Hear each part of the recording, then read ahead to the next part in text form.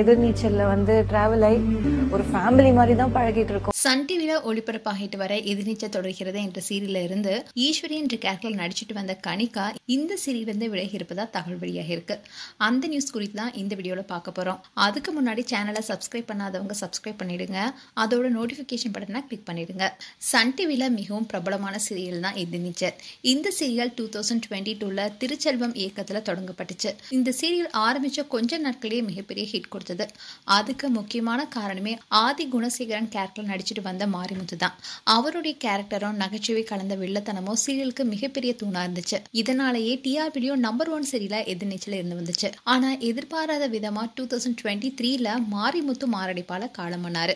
அவருடைய மறைவுக்கு அப்புறமா இந்த சீரியல் டிஆர்பில கீழே இறங்க ஆரம்பிச்சது. அண்ட் அவருக்கு பதிலாக நடிகர் வேல ராமமூர்த்தி நடிச்சிட்டு வராரு. இதன் காரணமாவே எதிர்நீச்சலுடைய முதல் பாகம் பாதிலே முடிவுக்கு வந்துச்சு.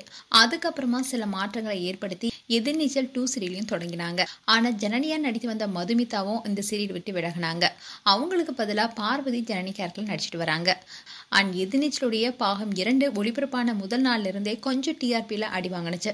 முதல் பாகத்துக்கு கிடைச்ச வரவேற்பு 2வது பாகத்துக்கு கிடைக்கலன்னு தான் சொல்லணும். அதனாலேயே முதல் பாகத்துல எடுத்த அசரத்தை 2வது பாகத்திலையும் இயக்குனர் எடுத்தாரு. முதல் பாகத்துல விறுவிறுப்ப கூட்டினதுக்கு காரணமே கரிகாலன் ஆதிரையுடைய திருமணம் தான். அதே மாதிரி தர்ஷனுக்கும் அன்புக்கரசி என்ற பெண்ணோட திருமண ஏற்பாடு ஆதி குணசேகரன் செஞ்சுட்டு வராரு. இந்த திருமணத்துல விருப்பமில்லாத தர்ஷன் தான் காதலிக்கும் பார்கவியை திருமணம் செய்து கொள்வேன்னு பிரச்சனை செஞ்சுட்டு வராரு. சீரியல் இப்படி போயிட்டு இருக்கும் போதுதான் ஈஸ்வரியா ஆதி குணசேகரன் பயங்கரமா அடிச்சிடறாரு. இதனால உயிருக்கு ஆபத்தான நிலையில மருத்துவமனையில அனுமதிக்கப்பட்டிருக்காங்க.